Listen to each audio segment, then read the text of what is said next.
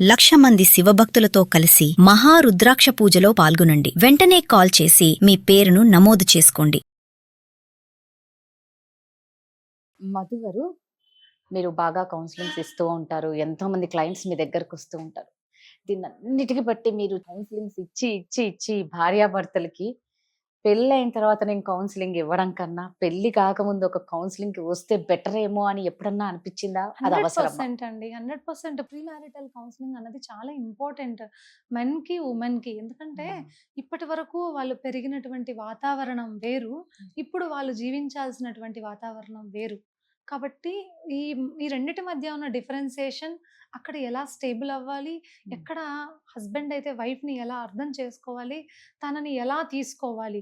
ఒక అబ్బాయికి అమ్మ నుంచి, భార్య నుంచి 2 వైపులా ప్రెషర్ ఉంటుంది. చాలా మంది ఇబ్బంది పడుతున్నారు ఇప్పుడు. సో, అది ఎలా హ్యాండిల్ చెయ్యాలి అన్నది కూడా తెలుసుకోవాలి ఒక అబ్బాయి. దాంతో పాటుగా వచ్చిన అమ్మాయి కొత్త వ్యక్తి, తన అవసరాలు, తన ఇష్టాలు, తను ఎలా మాట్లాడితే బావుంటారు, తనకి మనం ఏం చెయ్యాలి, మన రోల్ ఏంటి, మన రెస్పాన్సిబిలిటీ ఏంటి అన్నది అబ్బాయి కూడా 100% తెలుసుకోవాలి. ఎందుకంటే చాలామంది పిల్లలు ఈ మధ్య కాలంలో అబ్బాయిలని ఎలా పెంచుతున్నారంటే, "అరే! నువ్వే పని చేయకు, అంతా అమ్మాయే చేయాలి. నువ్వు కూర్చొనుండు, ప్లేట్ తీసుకొచ్చి పెడతారు. నువ్వు తిని అక్కడ పెట్టు. అది చెయ్యి మాత్రమే కడుక్కోవాలి. ఆ ప్లేట్ కడగకూడదు. అక్కడే పెట్టేసేయాలి. ఎందుకంటే నువ్వు మగాడివిరా." కల్పించడం కూడా భార్యనే కల్పించాలి. అదే తనే పెట్టాలి. అన్నీ తనే చెయ్యాలి. నువ్వు ఏ పని చేయకూడదు. కేవలం మగాడిగానే బ్రతకాలి అని నేర్పిస్తున్నారు. ఇంతకుముందు వర్కౌట్ అయ్యిందది. ఇప్పుడు ఇద్దరు వ్యక్తులు సంపాదిస్తే గాని కుటుంబం నడవదు కదా! ఇప్పుడున్న సొసైటీలో ఇప్పుడు అన్ని ఖర్చులు పెరిగిపోయినాయి. ఫ్యామిలీ మెయింటెనెన్స్ పెరిగిపోయింది. సో, ఇద్దరు కష్టపడాల్సిందే. అప్పటి కాలంలో ఉన్న మాట ఇప్పటికి వర్కౌట్ అవుతుందా? తను వర్క్ చేస్తూ నీకు ఇన్ని సేవలు చేయాలంటే ఒక మనిషిగా తనకు కష్టం. ఇంకొకటి ఏమవుతుందంటే ఎమోషనల్‌గా తనకి నాకేం కర్మ పట్టింది ఇంత పని చేయడానికి? నేను మనిషినే కదా! నాకెందుకు ఇంత కష్టము అన్న ఫీలింగ్ వస్తే రేపు పొద్దున్న నుంచి నేను మనిషిగా కూడా చూడదు. మీ మధ్య బాండింగ్ ఇంక అక్కడే స్టాప్ అవుతుంది. స్ట్రక్ అవుతుంది. సో, ఆ అబ్బాయికి తెలియాలి. ఎక్కడ నేను నా వైఫ్‌కి సపోర్ట్ చెయ్యాలి. ఇంతవరకు తను పెరిగి ఉంటాడు. వాళ్ళ నాన్న ఎలా ప్రవర్తించాడు, వాళ్ళ అమ్మని ఎలా జూసాడు, వాళ్ళ నాన్న బిహేవియరే తనకు ఉండింటుంది. కానీ ఇంక నుంచి అలా కాదు అనేది తనకి చెప్పాలంటే ప్రీమారిటల్ కౌన్సిలింగ్ 100% వర్క్ అవుతుంది. అప్పుడు చెప్పాలి. నువ్వు ఇలా ఉండాలి, ఇలా చేయాలి, ఇలా ఉంటేనే నీ లైఫ్ లాంగ్ జర్నీ ఒక కంపానియన్‌షిప్. అదొక గోల్. లైఫ్ టైమ్ గోల్ కదా మ్యారేజ్ అంటే. అవును. అది ఎలా ఉండాలి, మీ పిల్లల కోసం ఎలా ప్లాన్ చేసుకోవాలి, ఇవన్నీ కూడా నేర్చుకోవాలి. ప్రీమారిటల్ కౌన్సిలింగ్ చేసినప్పుడు మనం చెప్తాము. ఎప్పటి వరకు పిల్లలు మీరు గ్యాప్ తీసుకుంటే బావుంటుంది, ఎప్పటి నుంచి మీరు లైఫ్ స్టార్ట్ చేయాలి, ఏంటి అన్నది. ఎందుకంటే చాలా మందండి మ్యారేజ్ అయిన వెంటనే 1 ఆర్ 2 మంత్స్‌కి కన్సీవ్ అయిపోతారు. 6, 7 మంత్స్‌కి విడిపోతారు. మీరిద్దరు విడిపోయినారు బానే ఉంది. ఆ పుట్టబోయే బిడ్డ పరిస్థితి భూమి మీదకి రాకముందే తన అమ్మ, నాన్న విడిపోతే ఇంకా ఆ బిడ్డ వచ్చిన పర్పస్ ఏముంది? ఆ బిడ్డకి ఎంత నరకం. అలాంటిది ఎందుకు చెయ్యాలి పిల్లలకి మీరు చెప్పండి. కాబట్టి ఒక 6 మంత్స్ వెయిట్ చేయండి. ఒకరినొకరు అర్థం చేసుకోండి. ఎందుకంటే వాళ్ళ ఫ్యామిలీ కూడా అక్కడ చాలా ఇంపార్టెంట్. అత్తమామలతోనే ఆ అమ్మాయి ఎక్కువ టైం ఉండాలి. ఒక మూవీలో 'నాని' మూవీలో చెప్తదనమాట. ఆ అత్త అనే ఆవిడ అమ్మాయికి, "నేను కూడా నిన్ను ప్రేమించాలి. ఎందుకంటే మీ ఆయన తెల్లవారి బాక్స్ చేసుకొని వెళ్ళిపోతాడు. సాయంత్రం దాకా నువ్వు ఉండాల్సింది నాతోనే. కాబట్టి నన్ను ఎక్కువ అర్థం చేసుకో. నేను నిన్ను ఎక్కువ అర్థం చేసుకుంటా. మనిద్దరం ప్రేమించుకోవాలి. నువ్వు మీ ఆయన కాదు" అని చెప్తదామ. సూపర్ కదా! నిజమే సో, కదా! అది నిజం కదా! సో, అది అత్తమామలకు కూడా ఉండాలి. మన ఇంటికొచ్చే ఆడపిల్లని మనం ఎలా చూసుకోవాలి, ఎలా గౌరవించాలి, తనకేం కావాలో ఎలా ఇవ్వాలి అన్నది వాళ్ళకి కొంతమందికి తెలుసు, మంచిగా చూసుకుంటారు. కొంతమందికి ఆ మైండ్ సెట్ ఉండదు. అలాంటప్పుడు ఇద్దరిని ఎలా హ్యాండిల్ చేయాలనేది అబ్బాయికి తెలిసుండాలి. చాలా మంది అబ్బాయిలండి, "ఏం కాదులే సర్దుకో, ఏం కాదులే సర్దుకో."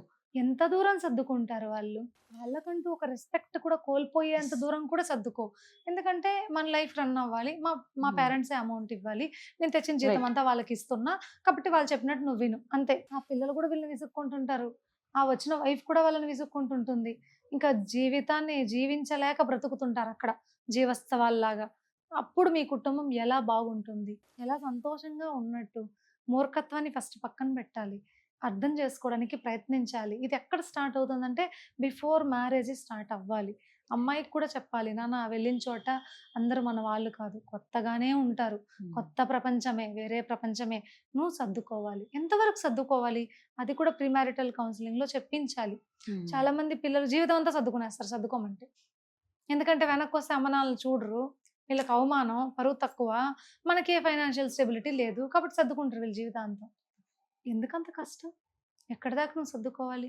ఏ ఏ విషయాల్లో ఎక్కడి దాకా ఉండాలి? అన్నది కూడా ప్రీ మ్యారిటల్ కౌన్సెలింగ్‌లో మనం నేర్పించొచ్చు పిల్లలకి. ఓకే. ఎందుకంటే ఇప్పుడు చదువుకున్నా కూడా వాళ్ళకి ఎమోషనల్ స్టెబిలిటీ ఉండట్లేదు. చాలా మంది ఆడపిల్లల్లో చదువుకొని Yes. ఉంటారు. వాళ్ళు ఈవెన్ దో డిగ్రీ కూడా కంప్లీట్ చేసిన తర్వాత చేసుకుంటున్నారు. బీటెక్ చేసిన తర్వాత లేట్ ఏజ్‌లోనే చేసుకుంటున్నారు. అవును.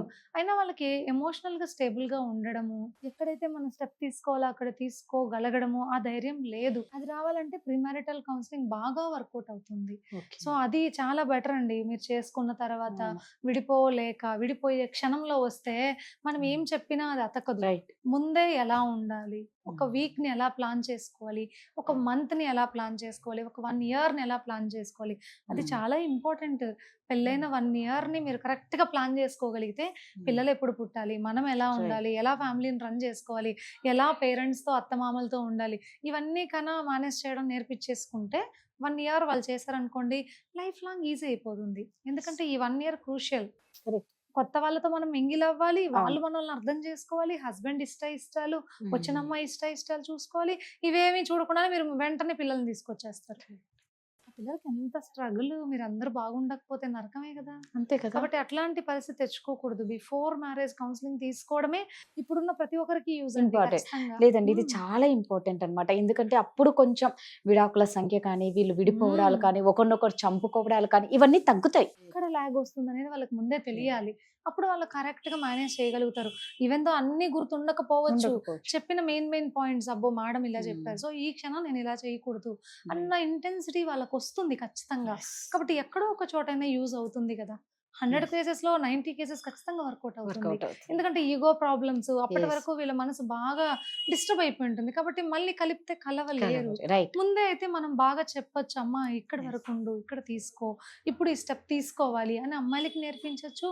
అబ్బాయిలకి కూడా మీరు మీ వైఫ్‌ని హ్యాండిల్ చేయాలి. సేమ్ టైమ్ మదర్‌ని కూడా హ్యాండిల్ చేయాలి అన్నది మనం క్లియర్‌గా చెప్పొచ్చు. యెస్. సూపర్. మీరన్నట్టు నిజం అండి. బిఫోర్ మ్యారేజ్ కౌన్సెలింగ్ ఇస్తేనే బెటర్. చాలా చక్కగా చెప్పారు. Thank you so much.